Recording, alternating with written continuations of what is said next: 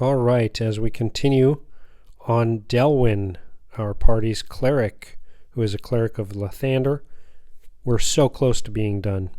We've got the hawk and the belt to complete. Overall, I think it's coming along really well. I think the player is going to be really happy with the miniature. So as we paint the hawk, there will be a couple of times where we go to finish out the belt, but the hawk is really the final step. So we're going to speed it up. And I'm starting with just ivory, painting on the wings and the underside of the tail, and then a little bit along the head and chest. This is really to establish kind of the lightest points on the bird. We'll go through and do a lot of decorating and color blocking of different colors to make it more hawk-like, but it's always easier to paint from lightest color to darkest. So I always want to start with a lighter color on something like this. And for these lower feathers on the wings, we're going to do the same thing. Start those out just with ivory and just a nice thin paint. So Delwyn, actually, when he received this hawk from an NPC, the NPC had been using it to attack the party, and Delwyn was able to persuade them to kind of hand over the bird, and the NPC who had it that was captured, and Delwyn successfully and just barely was able to work with the NPC to get it trained to obey Dell's commands. So it was something I really wasn't expecting in the game, but turned out to be a pretty fun experience in that early session.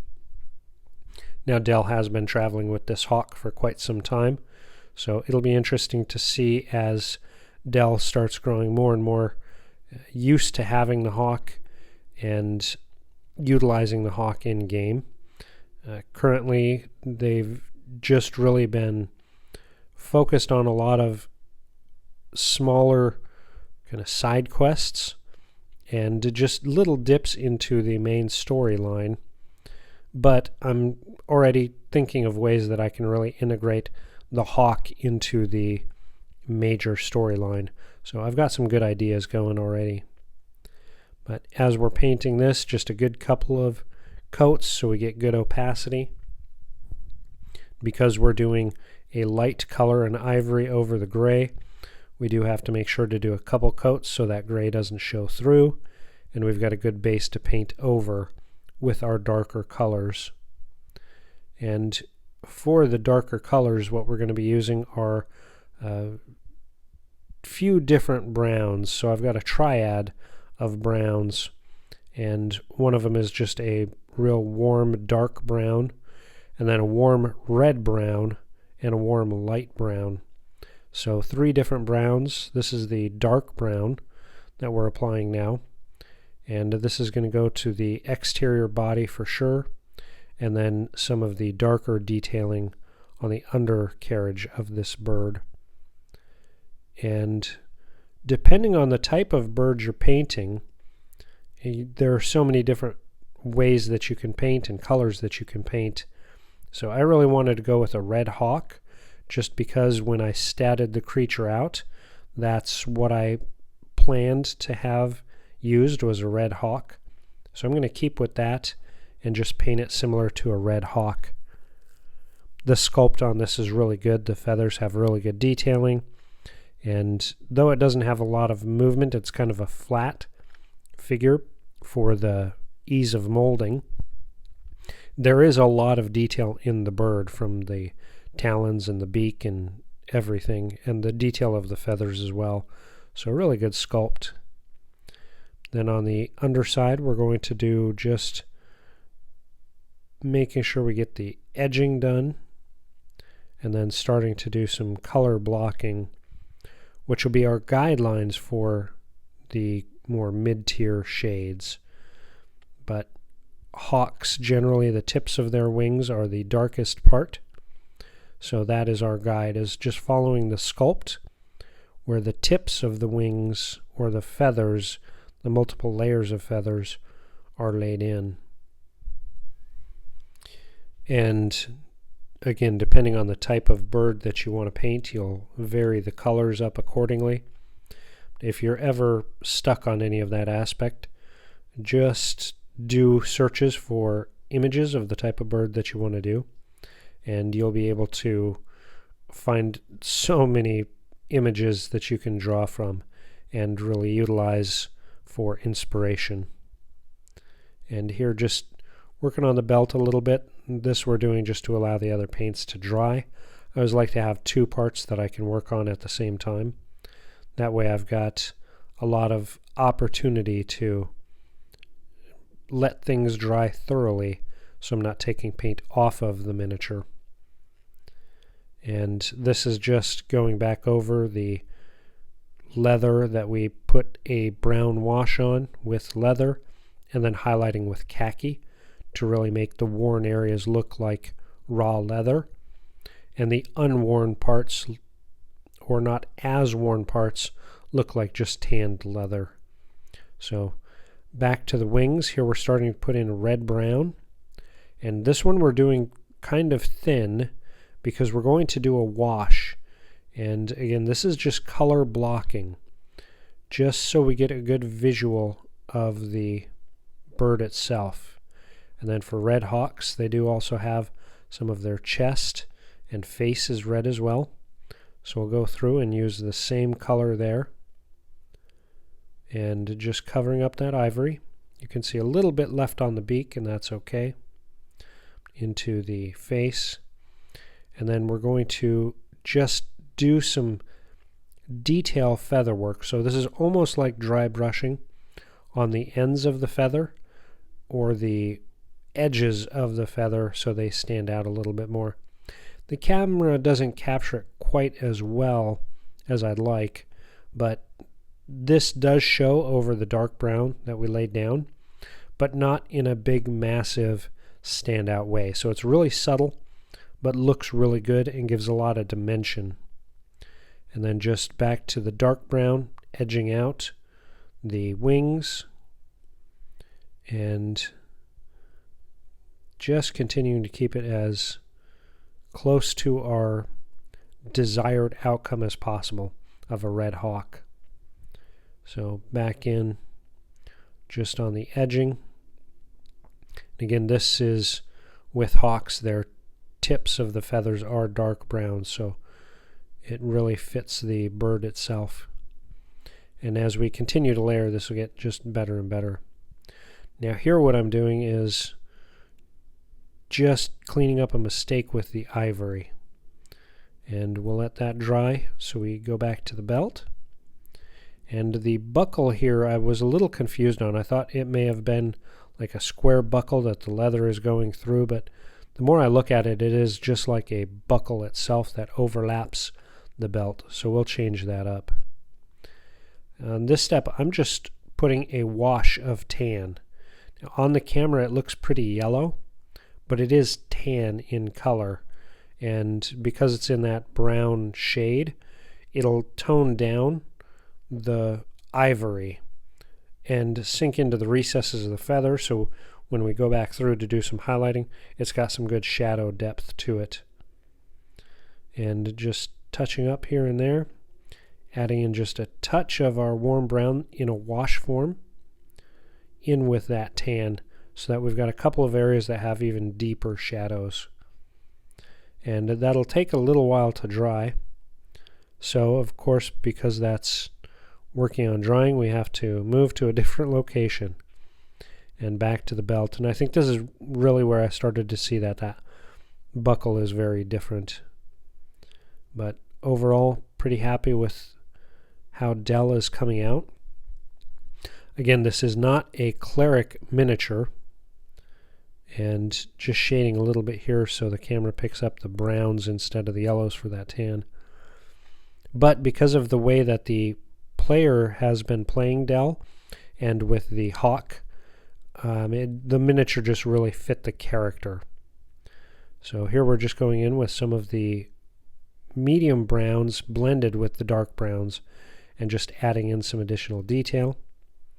And Same deal, just touching up our edges so that they're nice and clean, and laying in some of that medium red brown so that we have some depth between the darkest brown and what will eventually be the highlights.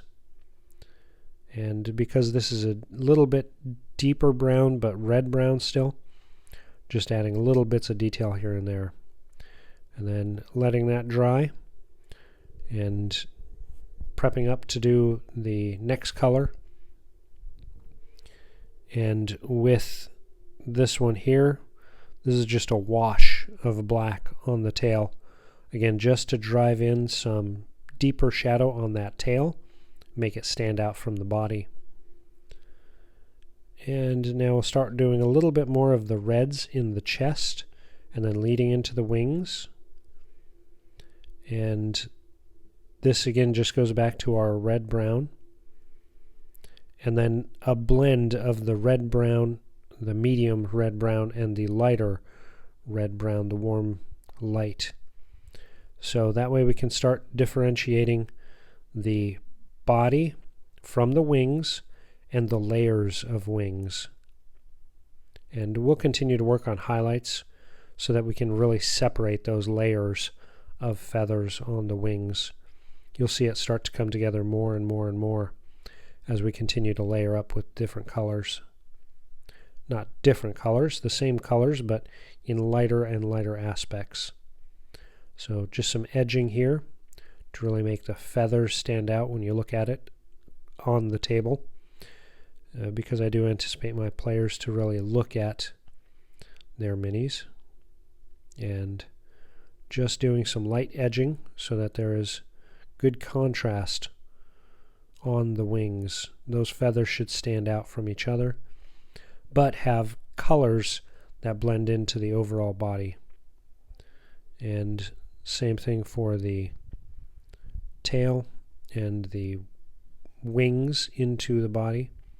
We want them to be able to blend enough but stand out so that you can tell they're definitely different parts of the bird. And because we're getting closer, details of course are more important. Even sped up, you can tell the process is fairly slow. I do appreciate you watching and seeing how this bird comes together.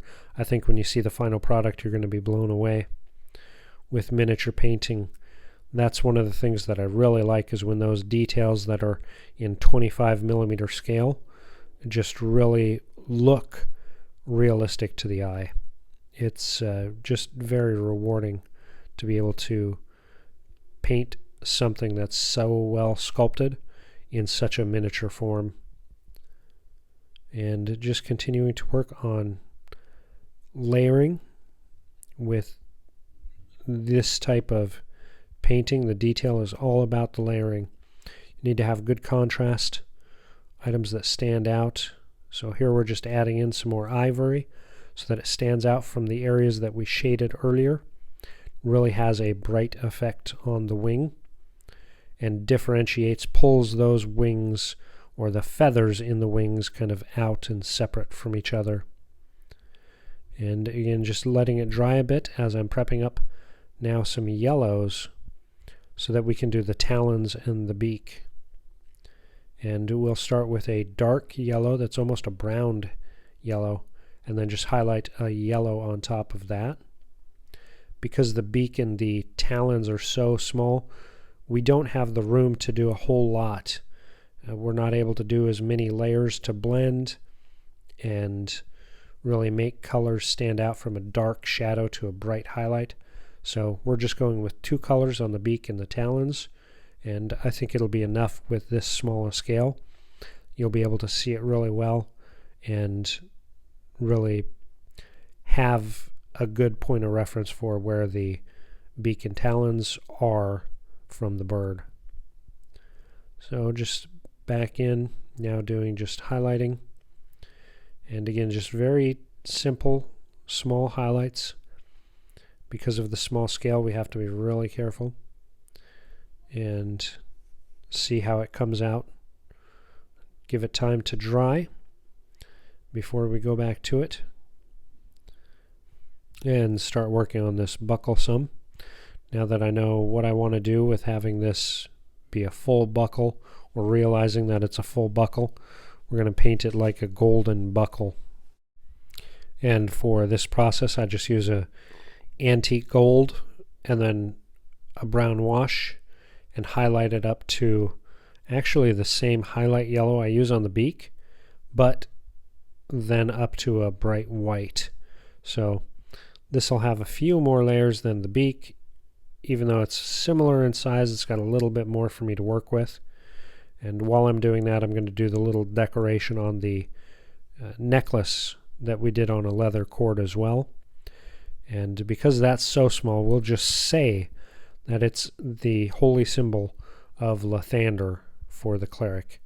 And that'll be good enough if we just say that's what it is.